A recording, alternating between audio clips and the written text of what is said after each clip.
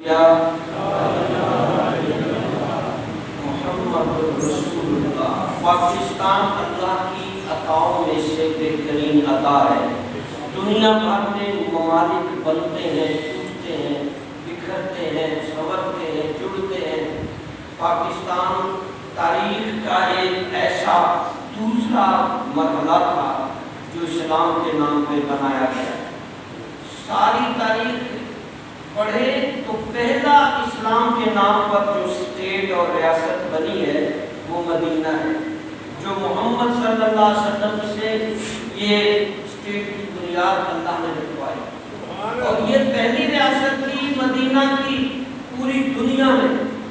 مدینہ ریاست واحد پہلی ریاست تھی جس کی بنیاد اور جس کی بقا، جس کی ارتقا لا الہ الا اللہ محمد رسول اللہ پر ہوئی تھی۔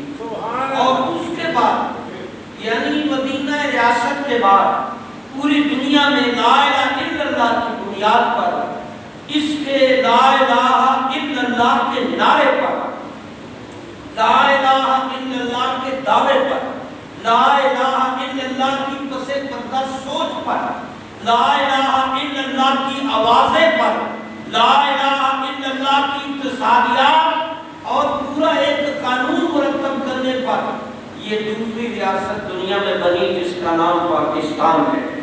علماء بیٹھے ہیں، عام سکالر بھی بیٹھے ہیں، بھائی نہیں جو مسلم ممالک مسلم جو اسٹیٹ نہیں بنانی ہے اس کا نام کیا ہو؟ ایک صاحب کہنے لگے جہان جناستان ہونا چاہیے، یعنی قائد اعظم جناح کی جدوجہد کی تو اس کے نام سے جناستان۔ دوسرے صاحب بولے نہیں مسلم ریاستستان۔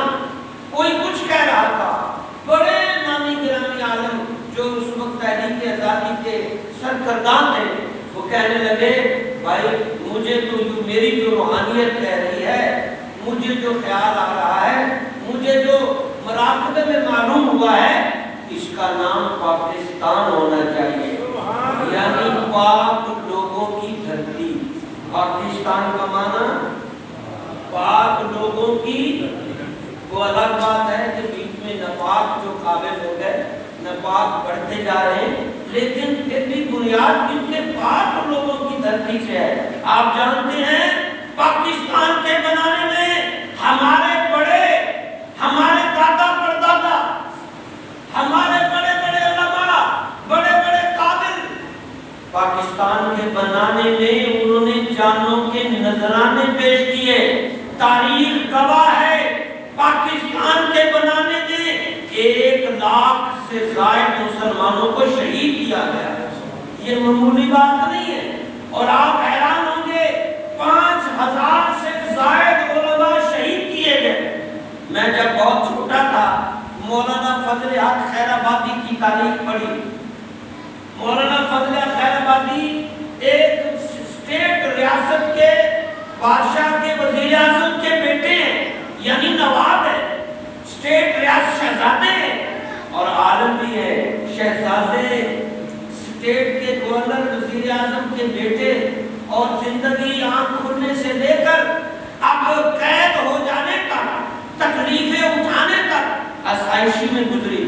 لوگ ادھر غلام، ادھر نوکر، ادھر چاکری، ساری وہ سہولتیں جو نوابوں کو حاصل ہوتی ہیں مولانا فضل خیر آبادی کو حاصل تھی، مگر اچانک آیا کہ کیوں نہ ہم ایک ایسی دھرتی کے لیے جدوجہد کریں جو اسلام کے لیے ہو، جس میں اسلام نافذ کیا جائے۔ پھر آپ جانتے ہیں فضل خیر آبادی قید ہوئے، جیسے باقی بھی کئی ہزار علماء اور سیاستدان قید ہوئے، اور فضل خیر آبادی کو کالے مشہور کالے پانی میں، جو ایک سمندر کے درمیان میں چھوٹا سا جزیرہ، بیماریوں کا گھر، وباؤں کا گڑھ، وہاں قید کیا گیا۔ وہاں بہت سے علماء سیاستدان مسلمان قید تھے جو تحریک آزادی کے سرکردان لیڈر تھے۔ اور جانتے ہو ایک عالم لکھتے ہیں کہ فضل خیر آبادی جو شہزادے تھے، نواب تھے، اور جن کے ہزاروں لاکھوں مرید شاگرد تھے، ہر وقت صاف دامن اور بڑی پرروب زندگی کہتے ہیں میں نے آنکھوں سے دیکھا بوری کا ٹکڑا بندھا ہوا تھا، صرف بوری، جو بوری جس میں چیزیں ڈالتے ہیں، یہ پرانا بوری کا ٹکڑا تھا جو نگے ڈالنے کے لیے باندھا ہوا تھا، بس یہی کل اس کے کپڑے تھے، بوری کا ٹکڑا نگے ڈھانپنے کے لیے باندھا ہوا تھا، اور صبح سے لے تک رات گئے تک مزدوروں کی طرح کوڑے مار مار کر بڑے بڑے تغاریاں، بھاری بھاری اینٹیں، مزدوری جبری مشقت کروائی جاتی تھی، اور پھر کوڑے مارے جاتے تھے اور وزنی چیزیں اٹھوائی جاتی، بہت جسم لہوہان، تھکے مندے، مگر پھر بھی ایک صاحب عالم نے پوچھا کہ آپ تو شہزادے تھے، گورنر تھے، بڑا نام تھا، آرام سے رہتے، کیا ضرورت تھی تحریک آزادی میں شامل ہونے کی؟ آپ کیوں اس طرح مشقت میں پڑ گئے، آسانیوں میں رہتے؟ کہنے لگے بھائی دین کے لیے اگر اللہ کے لیے زندگی نہیں ہے تو کچھ بھی نہیں ہے، یہ مشکلات کیا اس سے بڑھ کر بھی ہو تو میں جینے کے تیار ہوں، مجھے اس گورنری اس نوابی سے اس زندگی میں جو مزہ آ رہا ہے آپ نہیں چھوڑ سکتے، یہ تقریب میں اسلام کے لیے اللہ رسول کے لیے جیت رہا ہوں۔ نعرہ تکبیر، نعرہ رسالت، نعرہ حیدری۔ وہ اسیران مالٹا، یہ کالے پانی کے اسیر قیدی، آپ ان کی زندگیوں کا مطالعہ کریں آپ حیران ہوں گے، اتنی گندا قید خانہ، اور یہ طریقہ بدترین قید خانہ جس میں مسلمانوں کو خاص کر ٹارگٹ کیا جاتا، پکڑ کر وہاں قید کیا جاتا، اور پھر اس طرح ٹورچر اور بھوکا رکھا جاتا، اور پھر اس کے بعد جو مالٹا جیل مشہور اسیران مالٹا کالے پانی کے بعد، یہاں بھی لمبی تعداد علماء کی تھی، سیاستدان بھی تھے لیکن لمبی تعداد علماء کی تھی، اور ایک عالم دین جس کی میں ابھی تھوڑی دیر پہلے ہسٹری پڑھ رہا تھا، فرماتے ہم کئی سو علماء جو یہاں لاہور کی جیل میں قید تھے، ہمیں انگریز حکومت نے حکم دیا کہ ان کئی سو علماء کو مال گاڑی کے ڈبوں میں بند کر کے ملتان منتقل کیا جائے،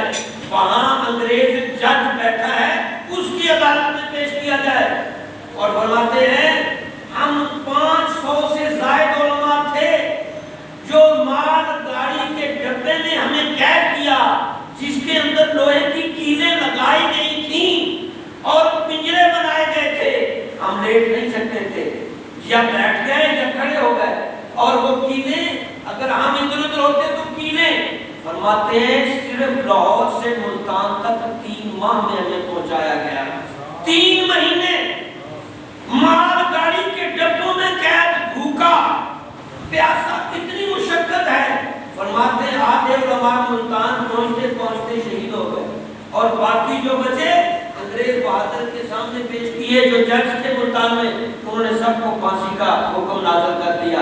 اور یہ جو صاحب لکھ رہے ہیں جن کی میں تاریخ پڑھ کے بتا رہا ہوں، یہ اس کے اندر عالم تھے، مولانا تھانی، اور یہ پھر کہتے ہیں مجھے بھی ان سزائے موت کے قیدیوں میں شامل تھا، اور میری داڑھی کاٹ دی گئی، جو میری خوبصورت داڑھی سفید داڑھی تھی، اور میں رونے لگا، پوچھا گیا کہ داڑھی کاٹنے پہ رو رہے ہو، اتنی مشقتیں اٹھائی نہیں روئے؟ فرمانے لگے اس لیے رو رہا ہوں کہ داڑھی مجھ سے اچھی ہے کہ مجھ سے پہلے شہید ہو گئی، اور میں بعد میں شہید ہوں گا، یعنی داڑھی نے مجھے شہید ہونے سے پہلے فوقیت دے۔ اس جذبے کے تحت پاکستان کی تحریک آزادی پاکستان کے لیے بڑی کھلی، آپ سوچ نہیں سکتے کتنی ہزار ہماری مسلم عورتوں کو غیر مسلموں نے جبرن اپنے نکاح میں لیا، کتنی ہزاروں ہماری نوجوان غبرو لڑکیوں کو جبرن کافروں نے، سکھوں نے، ہندوؤں نے اپنے نکاح میں رکھا، اپنے قبضے میں رکھا، اپنے زیر تسلط رکھا، اور لکھتے ہیں کئی لاکھ عورتوں کے ساتھ اس تحریک میں اور پاکستان بننے میں اور اس کی مسافت میں کئی لاکھ عورتوں کے ساتھ جبری زنا اور قتل کیا گیا، اور مسلمان کو آپ جانتے ہیں ہزاروں لاکھوں شہید کیے گئے، اور آپ نہیں سمجھتے مسلمان تحریک آزادی میں پیش رو تھے، पेशरो मुसलमान ही थे, हिंदू भी करते। एक वक्त आया 1857 की तहरीक आजादी में हिंदू मुस्लिम सिख इत्तेहाद से एक नई जिद्दत पड़ी और ये गुलाम कौम जो 100 साल तक गुलाम रही, अंग्रेजों को गुलामी में रही, फिर 100 साल इन्हें आजादी हासिल करने में लगा। आजाद होने में 100 साल आप तारीख पढ़े 1833 से, मेरे ज़हन में सारी वो तारीख है, 1833 से तहरीक आजादी शुरू होती है और 1857 में इसमें जरा तेजी आ जाती है। 33 से 1833 से शुरू हो रही है, 1857 में इसमें तेजी आती है और फिर यहाँ तक कि 1947 में आजादी हासिल होती है। आप अंदाजा लगाएं 1833 1947 100 से भी ज्यादा। और मुतहर्रिक कॉलोनियां देखें तो 1857 से 1947 तक 90 साल आजादी बड़ी मुश्किल से मिलती है। भाइयों, मेरे जवानों, मेरे बच्चों, आजादी बड़ी मुश्किल से मिलती है, लेकिन जब मिलती है तो इसकी कदर कीजिए। हमने बड़े बड़े अपने बुजुर्गों के सर कटवाए हैं इस आजादी के लिए। हमने बड़ी बड़ी पारसा औरतों को हमने उनके साथ तशद्दुद देखा। तारीख लहू-लुहान है, बड़ी लाशों से गाड़ियां और रास्ते में कुओं में, गुजरगाहों में और पानी की जगह पे जहर, कमीन का है, कत्ल व गारत, लाशें ही लाशें, ताफुन, बेयारी, बेमददगारी, भूख, अफरास, कपड़ों से महरूम। हमने ये सारी तारीखी अंदर देखा है, फिर जाकर के ये पाकिस्तान बना है। और अगर पाकिस्तान बन गया तो ये अल्लाह की अता है। और बदकिस्मती देखिए, मंजिल उसे मिली जो हम सफर न थे, मंजिल उसे मिली जो हम सफर न थे। आप आज नहीं बोलेंगे वाय तो बड़ा उसके उतार के और घूम में ऊंची लड़के लगे हुए, इधर मस्जिद में अल्लाह का सुभान अल्लाह का नाम लो ना,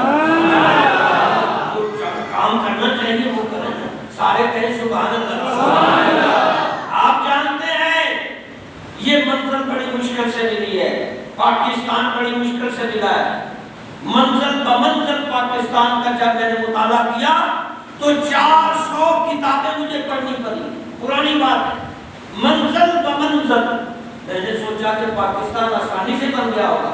कभी दादा जान से, नाना जान से सुना करते थे कि हम ऐसे ऐसे पाकिस्तान में आए। वालिद साहब बताया करते थे कि हम इतने छोटे थे, इस तरह तकलीफें उठाकर हिजरत करके पाकिस्तान में आए। और फिर कई औरतों, कई बूढ़ों की इंटरव्यू और बातें सुनते थे, इतना जुल्म जबर हुआ। और तारीख को पढ़ा तो 400 कुतुब खंगाली तो पता चला 100 साल से ज्यादा अरसा लगा आजादी हासिल करने में, 1 सदी से ज्यादा अरसा लगा। लाखों कत्ल करवाए, इज्जतें तातार करवाई, हिजरतें की और दुनिया की तारीख से बहुत बड़ी हिजरत थी। करोड़ों लोग तो हिजरत करके आए। ये बहुत मुश्किल मराहल थे जिससे गुजरे और ये गुजर कर पाकिस्तान बना। और किस मकसद के लिए बना आप तारीख उठाएं। आज भी वो गलियां कूचा दहली और वो मुख्तलिफ हिंद के शहरों में आज भी गली कूचे वो सदाएं दोहरा रहे हैं, जिसमें हमारी तरह लोग इकट्ठे होकर गलियों में निकलते थे और आवाजें लगाते थे, पाकिस्तान का मतलब क्या, ये आवाजें बुलंद होती थी और अंग्रेजों के कानों दिमागों से ये आवाजें टकराती थी। और फिर जब वो अंग्रेजों ने गिरफ्त और पकड़ और आजादी के कारकुनां को कत्ल करने का बाग जलियांवाला और दूसरी चीजें सैकड़ों हजारों कत्ल किए, जहां लोग इकट्ठे होते मुसलमान ये आवाज़ लगाते कि पाकिस्तान का मतलब क्या दायर है, वहां फायरिंग हो जाती, कत्ल गारत हो जाती, सैकड़ों मार दिए जाते कि इस नारे पे नहीं बनने देना। मगर हमारे बड़े भी किसी लोहे से कम न थे। ये सारे जख्म, ये सारे दुख झेल कर भी पाकिस्तान बना के दिखा दिया। बड़ा वक्त लगा, बहुत कुर्बानी देनी पड़ी, बना के दिखा दिया। अब हमने आबाद करना था, ہم نے آباد کر کے دکھانا تھا۔ بھائی ہمارے والد سے پوچھیے اس نے کس طرح گھر بنایا ہے، کس طرح اس نے چھوٹے چھوٹے پیسے جوڑ کے کمیٹیاں ڈال کے گھر بنایا ہے، اور آپ کے پاس پہنچا تو آپ نے اس کو بیچ دیا یا اس کو جوئے میں ہاتھ دیا یا اس کی قدر نہ کی، تو آپ کو کیا پتا کس طرح یہ بنا تھا۔ پاکستان ہمارے بڑوں نے کس طرح بنایا ہے، آپ تاریخ پڑھا کریں۔ اب ہم نے اس کو آباد کرنا ہے، اور 73 سالوں سے کوشش ہو رہی ہے کہ آباد ہو جائے۔ انگریز بڑا صحیح ہے، ہمارے بیٹے ڈاکٹر صاحب کہہ رہے تھے کہ ہم سے انگریز 200-300 سال آگے، ہم تو ان کے مقابلے میں ایسے جیسے جائے، وہ ہم سے 300 سال آگے ہے۔ میں نے نہیں کہا نہیں انگریز ہم سے 100 سال آگے ہے، کہ نہیں 300 سال۔ آج ہم ان کی ادائیں اپناتے ہیں، انگریز کا ہر سٹائل ہم اپناتے ہیں، انگریز کی ہر مصنوعات ہم اپناتے ہیں، انگریز کی ہر سوچ کو ہم فالو کرتے ہیں، مگر انگریز ہماری سوچ کو فالو نہیں کرتا، انگریز ہماری مصنوعات نہیں لیتا، کیونکہ ہماری مصنوعات ملاوٹ والی ہیں، دھوکے فریب والی ہیں۔ انگریز ہم پہ یقین نہیں کرتا کیونکہ ہمارے اندر مکاری، ریاکاری اور خرابیاں آ گئی ہیں، یعنی وہ غالب قوم۔ پاکستان بننے کے بعد انہوں نے ہم کو واج رکھا، برطانیہ چلا گیا، آزاد پاکستان بن گیا، مگر ہندوستان میں نظر نہیں رکھی گئی۔ پھر بھی پاکستان پہ انگریزوں کی نظر ہے کہ یہ اگر لا الہ الا اللہ کی بنیاد پر بننے والا ملک لا الہ الا اللہ کی بنیاد پر حقیقی طور پر کھڑا ہو گیا تو ساری دنیا مسلمان کر دے گا۔ تاریخ وہ نہیں بھولتے، ہم پڑھتے نہیں، ہماری اکثریت جاہل ہے، ہم پڑھتے نہیں، تاریخ سنتے نہیں۔ ہمارا جوان گانا باجا سنتا ہے، ٹک ٹاک دیکھتا ہے، تاریخ نہیں دیکھتا، گھر کیسے بنا، ملک کیسے بنا نہیں دیکھتا۔ وہ بس رینش مستی میں، کوئی جوئے میں لگتا ہے، کوئی فراڈ میں، کوئی دھوکہ میں، بس یہی باپ ماں سکھا جاتے ہیں کہ بس مال کمانا ہے جیسے بھی کما لو۔ یہ گھر آسانی سے نہیں بنا، اور اگر بنا ہے بڑی قربانیوں سے۔ پوچھو ہمارے بڑوں سے انہوں نے کتنی مشکل، ایک ایک لمحہ مالٹا کے اسیروں سے پوچھو، کاریبانی کے اسیروں سے پوچھو، کس کس کا جیل کا نام لوں، صحبت خانے کا نام لوں۔ آپ دہلی کا منظر ذرا دیکھیے، 4000 مدرسے، ایک شہر کی بات کرتا ہوں، 4000 مدرسے دہلی میں آباد ہیں، طلباء پڑھ رہے ہیں۔ ہمارے مسلمانوں کے سکول کالج نہیں ہے، اسی میں سکول اور سب کالج ہے۔ اور پھر زیادہ وقت نہیں گزرا، ایک انگریز لکھتا ہے کہ میں دہلی میں وزٹ کرنے کے لیے نکلا تو کوئی درخت ایسا نہیں تھا جہاں کوئی عالم کی لاش نہ لٹکی ہو، کوئی ایسا درخت نہیں ملتا تھا جہاں کسی طالب کی لاش نہ لٹکی ہو۔ 4000 مدرسے ختم کر دیے، ان 4000 مدرسوں میں لاکھوں پڑھنے والے طلباء ختم کر دیے، ہزاروں پڑھانے والے علماء ختم ہو گئے۔ یہ ایک شہر کی بات ہے جس کا نام دلی ہے۔ منظر اسے ملی جو ہم سفر نہ تھے، انگریزوں نے کہا کہ تم نے لا الہ کی بنیاد پر بنا دیا، مگر ہم یہ بنیاد تو پڑھ گئی مگر مکان نہیں بننے دیں گے، نیاں ہی رہن دیا، نیاں ہی پہیاں رہن دیا، اوپر بلڈنگ نہیں بنے گی۔ اور آج 73 سال ہو گئے، لا الہ الا اللہ کی بنیاد پہ نیاں پڑی ہوئی ہیں، لا الہ الا اللہ محمد رسول اللہ کی بنیاد پڑی ہے، مکان نہیں بنا، مکان نہیں بنا۔ ضیاء کے دور میں تھوڑی سی کوششیں ہوئی، علماء ہر دور میں کوششیں کرتے رہے، مگر عوام کو پسند ہی نہیں کہ ہمارے باپ دادا نے جس مقصد کے لیے ملک بنایا ہے اس کو اسی فکر میں، ڈگر میں اس کو مکمل کریں، بنیاد کو ڈال دیں، اب عمارت بنائیں محمد رسول اللہ، عدلیہ اسی پہ ہو، محمد کے اللہ کے قانون پہ، جیلیں تھانے اسی پہ ہو، میٹنگیں اسی پہ ہو، سیاستدان اسی پہ ہو، پارلیمنٹ سارا ملک کے اندر نظام لا الہ، لیکن 73 سالوں سے ہم ناکام ہیں۔ اور پھر بادشاہیاں، وزارت عظمیٰ، چودھرانیاں پاکستان میں ان کو دی جاتی ہیں جو انگریزوں کا غلام۔